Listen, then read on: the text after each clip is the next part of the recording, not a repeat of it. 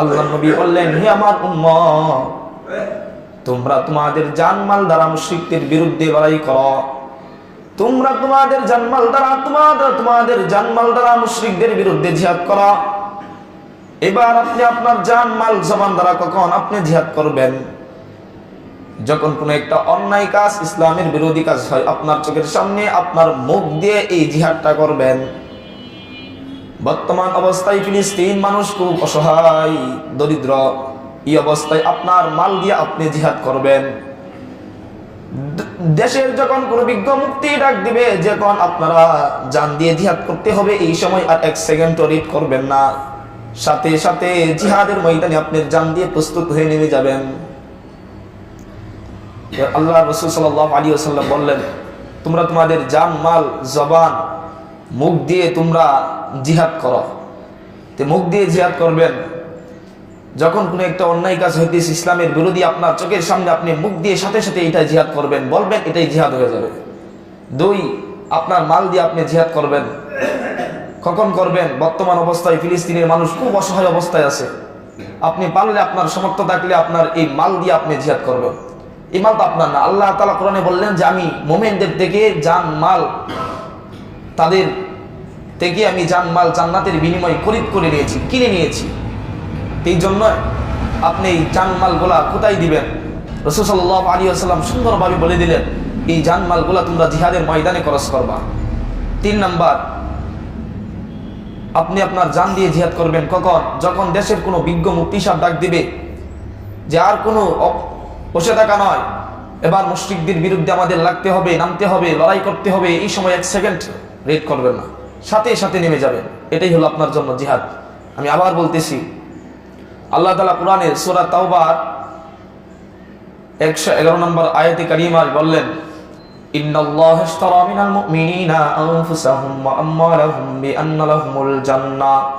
আল্লাহ বললেন, আমি মুমিনদের থেকে জান্নাতের বিনিময়ে তাদের জানমাল খরিদ করে নিয়েছি, ক্রয় করে নিয়েছি, কিনে নিয়েছি। এবার আপনি চিন্তা করেন, আল্লাহ তোমাদের থেকে জানমাল খরিদ করে নিয়েছে, এবার এই জানমাল আপনি কাকে দিবেন? আল্লাহ তো আমাদের থেকে এই জানমাল নেওয়ার জন্য আসবেন না।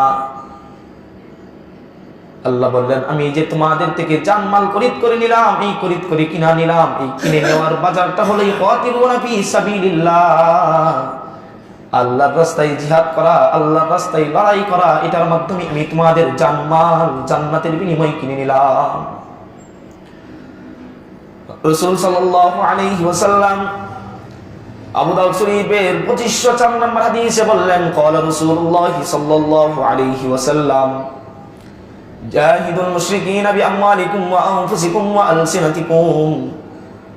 হে আমার উম্মত, তোমরা তোমাদের জান, মাল, জবান দ্বারা জিহাদে নেমে যাও। আল্লাহর নবী বললেন, তোমরা তোমাদের জান, মাল, জবান দ্বারা মুশরিকদের বিরুদ্ধে লড়ে যাও। আপনি কখন আপনার জবান দিয়ে লড়বেন? যখন দেখবেন কোন একটা ইসলামের বিরোধী কাজ আপনার চোখের সামনে হইতেছে, এই সময় আপনার জবান দ্বারা হলেও আপনি এই জিহাদটা করবেন। 2 নাম্বার, আপনার মাল দ্বারা কখন আপনি জিহাদ করবেন? বর্তমান অবস্থায় ফিলিস্তিনে খুব দুরন্ত অবস্থায়, খুব অসহায় মানুষ, খুব কষ্টে আছে। সামর্থ্য থাকলে আপনার মাল দিয়ে আপনি তাদেরকে সাহায্য করবেন। 3 নাম্বার, আপনি আপনার জান দিয়ে জিহাদ করবেন, মুশরিকদের বিরুদ্ধে লড়াই করবেন। এটা কখন করবেন? যখন দেশের কোনো বিজ্ঞ মুফতি সাহেব ডাক দিয়ে বলবে যে এবার আমাদের মুশরিকদের বিরুদ্ধে লড়তে হবে, এই সময় আর 1 সেকেন্ডও ঘরে বসে থাকবেন না। আল্লাহ নবী বললেন, তোমরা তোমাদের জানমাল দ্বারা মুশরিকদের বিরুদ্ধে লড়ে যাও। মুশরিকদের বিরুদ্ধে জানমাল দ্বারা লড়তে হবে। আরেক হাদিসের বর্ণনা, বুখারী শরীফের 3123 নম্বর হাদিস। হাদিসে রাসূল সাল্লাল্লাহু আলাইহি ওয়াসাল্লাম বললেন, ক্বালা রাসূলুল্লাহ সাল্লাল্লাহু আলাইহি ওয়াসাল্লাম, তাকাফফালাল্লাহু লিমান জাহাদা ফি সাবিলিহি লা ইখরিজুহু ইল্লাল জিহাদু ফি সাবিলিহি ওয়া তাসদীকু কালিমাতিন বিআইখরিজাহুল জান্নাহ আও ইয়ারজিউহু ইলা মাসকানিহি আল্লাযী খারাজা মিনহু মিন আজরিন আও গনিমাতিন। আল্লাহর নবী বললেন, তোমরা যারা আল্লাহর রাস্তায় জিহাদ করে, যা আল্লাহর রাস্তায় লড়ে, আর তার একমাত্র মাকসাদটা হয় যে আল্লাহর রাস্তায় জিহাদ করায়, ওই ব্যক্তির এমন অবস্থা, আল্লাহ নবী বললেন যে আল্লাহ বলল যেই ব্যক্তি এই মুজাহিদের যে ফজিলত আল্লাহ তাআলা এই ব্যক্তির জন্য যে মর্যাদা রাখলেন, এই মর্যাদা বিশ্বাস করে ওই ব্যক্তির ব্যাপারে আল্লাহ ওই ব্যক্তির ব্যাপারে হয়ে যান। আপনি জিহাদ করতেছেন, দুইটা অবস্থা হবে, হতে পারে আপনি জিহাদের ময়দানে শহীদ হয়ে জান্নাতে চলে যাবেন, আর নয়তো আপনি জিহাদের ময়দান থেকে গনিমত নিয়ে আবার আপনার আগের স্থানে, আপনার মর্যাদা নিয়ে আপনি আগের স্থানে ফিরে আসবেন। জিহাদ করে বাঁচলেও লাভ, মরলেও লাভ। এই হাদিস থেকে বোঝা যায় আপনি যদি জিহাদ করে মারা যান আপনি জান্নাতে চলে যাবেন, আর যদি আপনি আবার জিহাদের ময়দান থেকে আগের জায়গায় ফিরে আসেন তারপরে আপনি গনিমতের মাল ও তা আপনার মর্যাদা নিয়ে আপনি ফিরবেন। আরেক হাদিসের বর্ণনা, যেই ব্যক্তি তার মনে জিহাদের চেতনা রাখলো না, পরিকল্পনা নিয়ত করলো না, এই ব্যক্তির অবস্থা। মুসলিম শরীফের 1910 নম্বর হাদিস, 1878 নম্বর হাদিস, আল্লাহ নবী মুসলিম শরীফের 1910 নম্বর হাদিসে বললেন, قال رسول الله صلى الله عليه وسلم من مات ولم يغزو ولم يحدث به نفسه مات لا شعبة من النفاق। আল্লাহ নবী বললেন, কোন ব্যক্তি যদি মারা যায়, এমন অবস্থা মারা যায় ওই ব্যক্তি জিহাদের পরিকল্পনা চেতনা তার মনে রাখলো না। আপনি আপনার মাকসাদটা এমন করলেন না যে আমি জিহাদ করতে চাই, আমি আল্লাহর রাস্তায় লড়াই করতে চাই, আমি মুশরিকদের বিরুদ্ধে লড়তে চাই, আপনার মনে এই নিয়তটাও করলেন না, এই পরিকল্পনা করলেন না। আল্লাহ নবী বললেন এই ব্যক্তি এমন অবস্থায় মারা যায়, ওই ব্যক্তি মুনাফিক অবস্থায় মারা যায়। এবার চিন্তা করেন, যদি আপনি আপনার মনে পরিকল্পনাও না করেন যে আমি আল্লাহর রাস্তায় লড়তে চাই, জিহাদ করতে চাই, আপনি নিয়ত না করেন, আপনি এমন অবস্থায় মারা যাবেন যে আপনি মুনাফিক হয়ে মারা যাবেন। আল্লাহ তাআলা আমাদেরকে হেফাজত করুন, সকলেই বলে আমিন। এই জন্য আজকের থেকে মনে জিহাদের চেতনা, মুশরিকদের বিরুদ্ধে লড়ার চেতনা রাখতে হবে। আরেক হাদিসে রাসূল সাল্লাল্লাহু আলাইহি ওয়াসাল্লাম বললেন, মুসলিম শরীফের 1878 নম্বর হাদিস, قال رسول الله صلى الله عليه وسلم مثل المجاهد في سبيل الله كمثل صائم قائم قانت بآيات الله لا يفتر من صيام ولا صلاة حتى يرجع المجاهد في سبيل الله। এই হাদিসে আল্লাহর নবী বললেন, আহারে যারা দুনিয়ায় এই জিহাদকে অস্বীকার করে, যারা দুনিয়ায় কুফরি করে, আর যারা এই কুফরিকে সাপোর্ট করে, আহারে আমি যদি তাদেরকে আমার কলিজা চিরে বুঝাইতে পারতাম যে মুজাহিদের দৃষ্টান্ত এমন এক ব্যক্তি, ওই ব্যক্তি কোনো ক্লান্তিহীন ছাড়া, কোনো রেস্ট ছাড়া ওই ব্যক্তি লাগাতার আল্লাহর কাছে নফল নামাজ পড়ে যায়, আল্লাহর কাছে কোরআন তেলাওয়াত করে যায়, ওই ব্যক্তি নফল ইবাদত করে যায়, এই ব্যক্তির আমল নামায় যে আমল নামা দেওয়া হয়, একজন মুজাহিদের আমল নামায় যতক্ষণ পর্যন্ত এই ব্যক্তি আল্লাহর রাস্তায় জিহাদ করে, আল্লাহর রাস্তায় লড়াই করে, ততক্ষণ পর্যন্ত এই ব্যক্তির আমল নামায় এই আমলগুলো লেখা হয়ে যায়। বুঝেন, এক ব্যক্তি ক্লান্তিহীন লাগাতার নফল নামাজ পড়ে যাইতেছে, কোরআন তেলাওয়াত করতেছে, ওই ব্যক্তি নফল ইবাদত করতেছে, ওই ব্যক্তির আমল নামায় যতটুকু আমল দেওয়া হয়, যতটুকু নেক দেওয়া হয়। আর একজন মুজাহিদের দৃষ্টান্ত এমন, ওই ব্যক্তি যতক্ষণ পর্যন্ত আল্লাহর রাস্তায় লড়াইয়ে জিহাদে ছিল ততক্ষণ পর্যন্ত এই ব্যক্তির আমল নামাটা, এই যে নেকি দেওয়া হয়েছিল, এই নেকিটা এই মুজাহিদের আমল নামাও দেওয়া হয়। জিহাদ কি? এখন আমরা জানবো জিহাদ কি। জিহাদ আমরা লড়াই করি। বর্তমান অবস্থায় আমরা কোনো মানুষের সাথে ঝগড়া লাগলে দুই অবস্থায় লড়াই করি, অথবা আমরা রাগের মাথায় লড়াই করি, অথবা প্রতিশোধের নেশায় লড়াই করি। সাহাবীদের সময় কিছু এমন ছিল যে তারা রাগের মাথায় লড়াই করত, অথবা প্রতিশোধ নেওয়ার জন্য লড়াই করত। বুখারী শরীফের 123 নম্বর হাদিস, রাসূলুল্লাহ সাল্লাল্লাহু আলাইহি ওয়াসাল্লামের কাছে একজন ব্যক্তি আসলেন।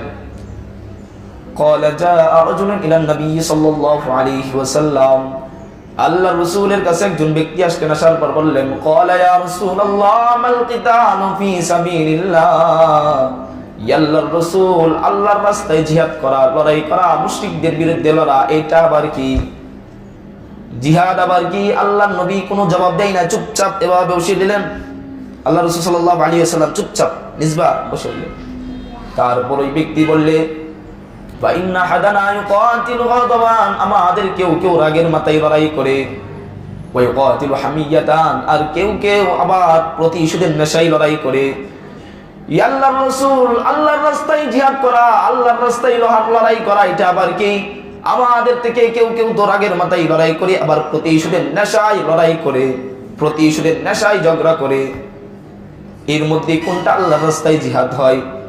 ফারফা ইলাইহি রাসহু, আল্লাহর নবী ওই ব্যক্তির দিক মাথাটা উঠালেন। আল্লাহর নবী নিজ থেকে ওই ব্যক্তির দিক মাথা উঠালেন। উঠানোর পর বললেন, এবার আপনি প্রশ্ন জাগতে পারে আল্লাহর নবী ব্যক্তির দিক মাথা কেন তাকালেন?